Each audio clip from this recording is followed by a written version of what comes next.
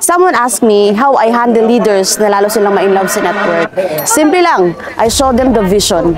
I show them the great results na mangyayari sa kanila pag tinuloy-tuloy nila yung ginagawa nila. Actually, ganun din yung ginawa sa akin ng mentor ko eh. Kahit nagsisimula pa lang ako sa negosyo, nag-decide lang din ako. And yun yung pinapakita ko rin sa mga leaders. Show them the reality. Kapag ganito yung ginawa mo, ito yung magandang buhay na mangyayari sa'yo. Katulad ngayon, nandito ako ngayon sa China. Isa lang dito sa vision na sinabi ng mentor na one day magta-travel tayo ng iba't ibang bansa, hindi para magtrabaho, para i-enjoy yung buhay. And ngayon, ito yung nangyayari sa atin. Kaya I'm so grateful dahil merong mentor na ginaguide tayo at kung paano tayo ginaguide, yun din yung pinapasa natin sa mga leaders natin pababa. Kaya yun lang, simple. How I handle leader, I show them the vision. I show them ano yung nag-aantay na sobrang gandang buhay kasi nasa best opportunity sila. Thank you!